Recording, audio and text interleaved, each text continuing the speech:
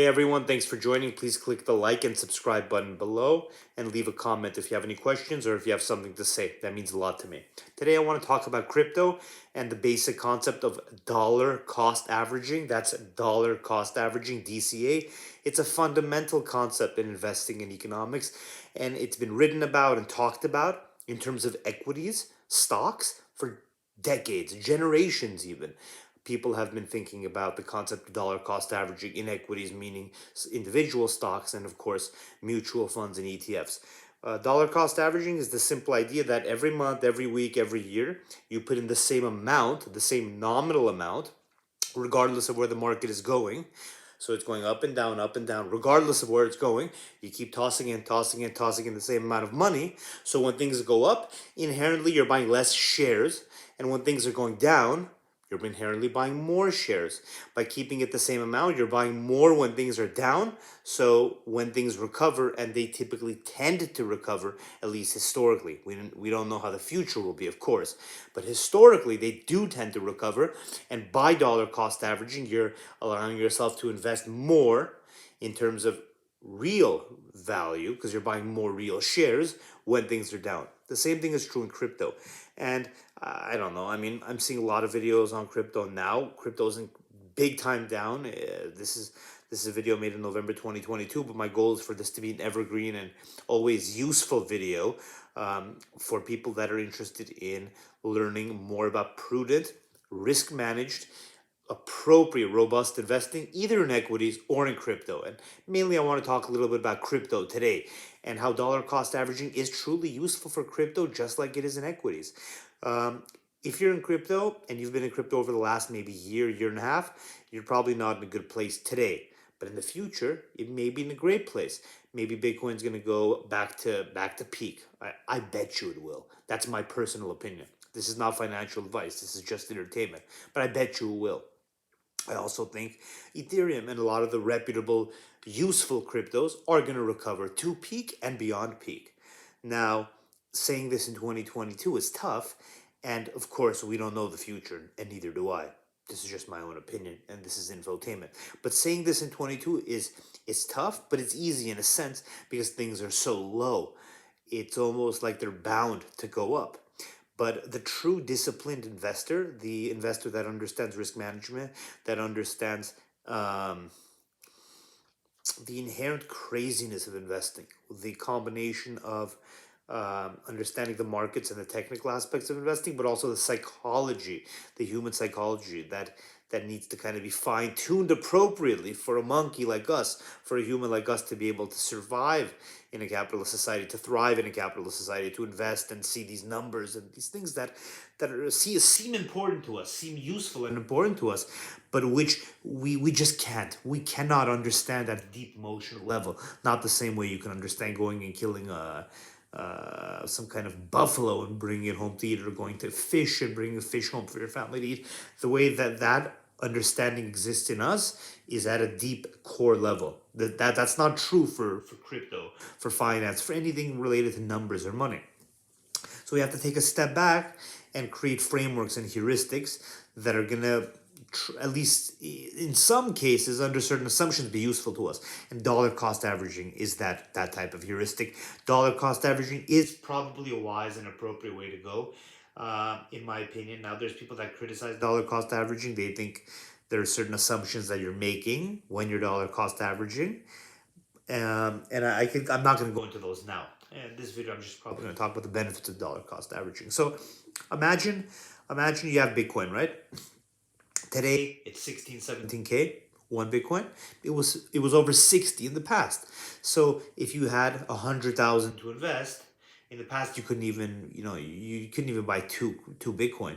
Today, if you had 100,000 to invest, you could buy 4 Bitcoin, 5 Bitcoin, 6 Bitcoin, almost 7 Bitcoin.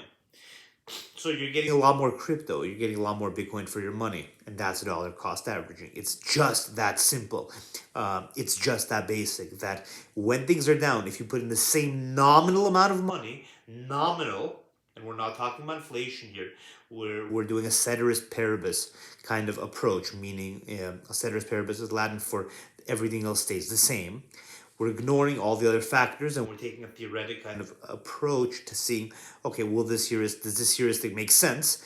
And you can only do that when you take all the complexity away. You can't have all the complexity and also kind of be thinking through it. You need to focus on one aspect at a time. So you do ceteris paribus. You say ceteris paribus, all else stays the same.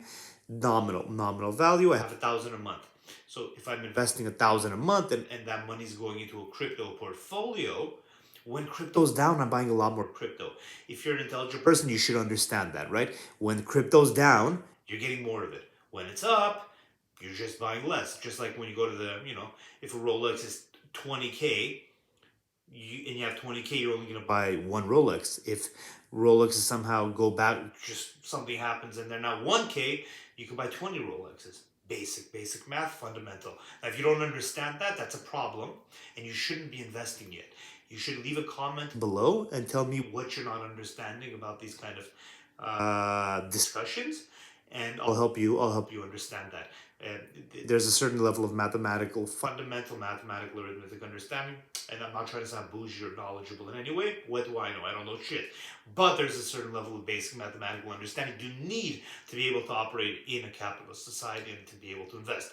If you don't have the mathematical fundamentals, you're just always going to be at a disadvantage, and you need to take a step back and just go on Coursera, Khan Academy, YouTube, plenty of places where you can learn the fundamentals of math.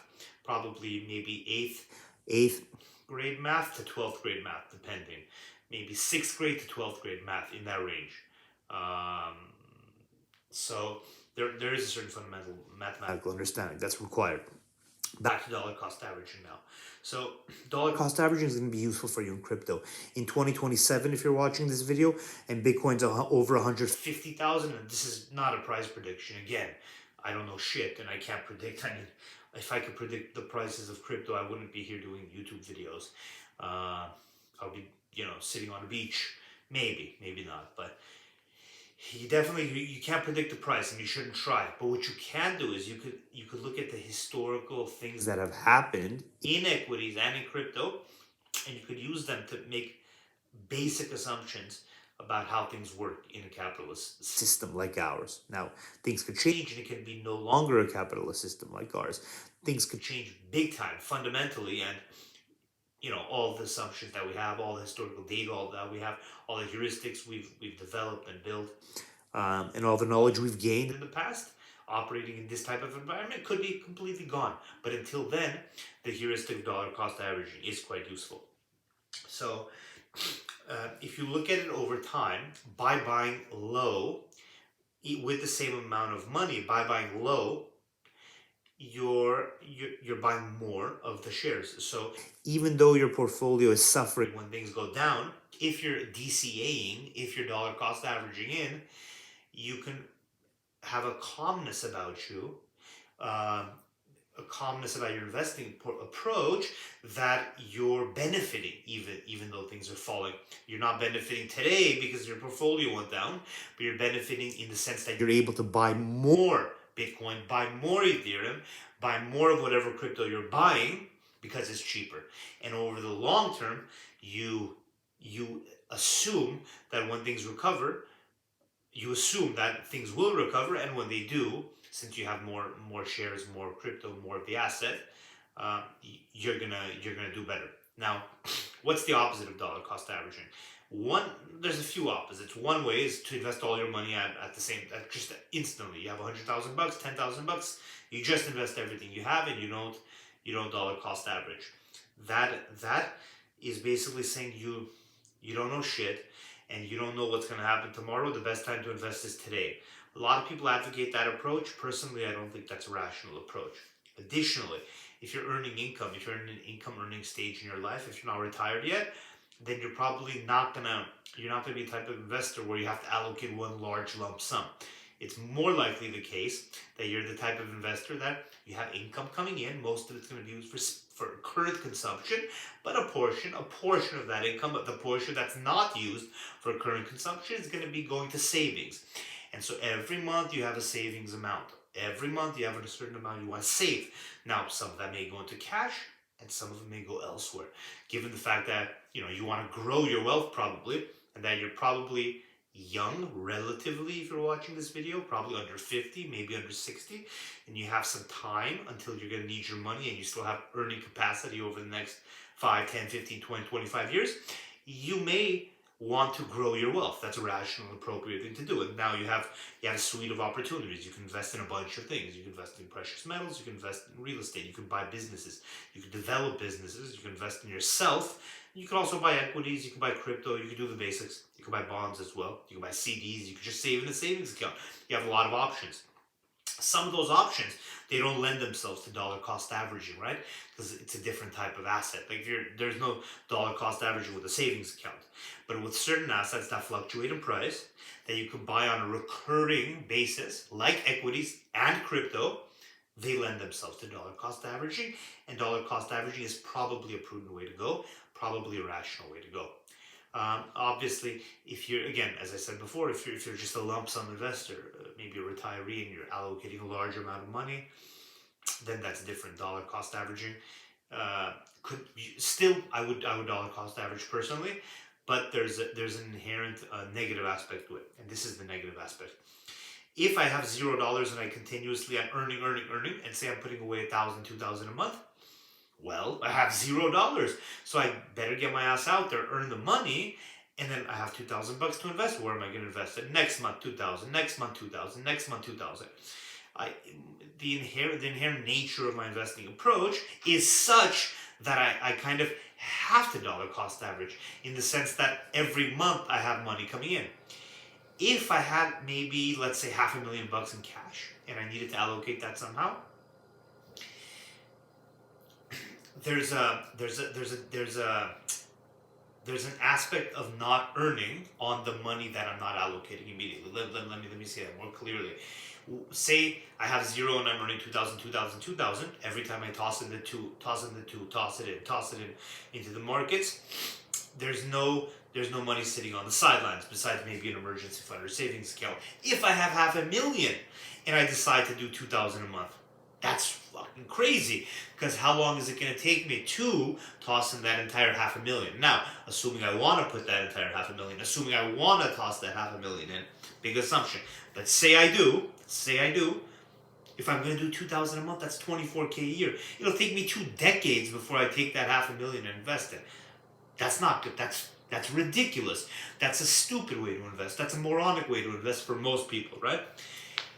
Again, entertainment only, infotainment, not financial advice. Don't take financial advice. Don't be a moron. Take financial advice from a person that doesn't know you online and has literally no responsibility to you whatsoever, and also doesn't know you in your personal circumstances. But it would seem like if you had $500,000 that you wanted to toss into the markets, it wouldn't make sense to take 2 decades to do it. That would be a ridiculous thing if you want to actually grow that money. Now, if you're ultra conservative, maybe it would. But if you're like me, no, that's not how I would do it. I would have to dollar cost average, but at a far more aggressive rate. Maybe $10,000 a month, maybe $20,000 a month, depending on how long I wanted to take until all that money is allocated into the market. If I wanted to do a year, well then, if I have to do a year, that's, let's say, 480. So that's 40. I'd have to do 40K a month. I'd have to do 40K a month. So if I had $500,000, I would have to toss in 40K a month. That would get me to around 480,000 with 20K left over. That's more reasonable. Now, if I wanted to do 2 years, it would be 20K. If I wanted to do 4 years, it would be 10K a month. 10K a month times 10 times 12, that's 120K a year, times 480, 20 left over. So 10K for 4 years, 20K for 2 years, 40K if I want to allocate that money in 1 year. All seem reasonable depending on your approach, depending on your assumptions, depending on your beliefs. But each of these approaches is dollar cost averaging, where you're not taking the lump sum and you're not tossing it in right away, which is not what I would do. I would not take 500,000 and toss it in right away. I wouldn't even take 100,000 and toss it in right away.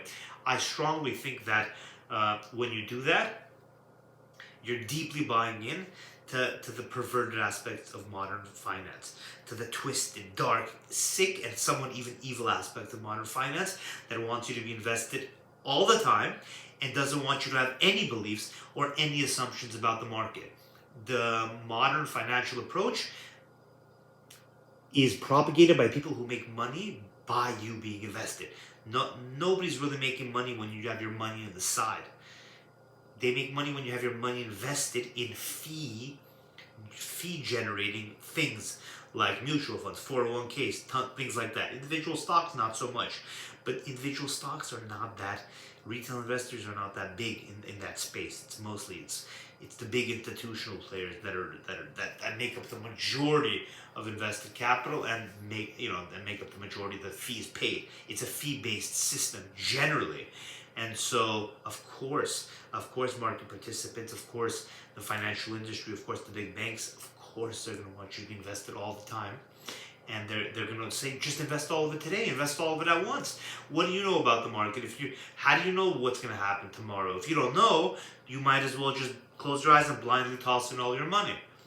Well, there's a truth to that, because there is an assumption. There is an assumption when you're dollar cost averaging. The fact that you're not putting in all your money today, if you have a lot of money to put in, well, why?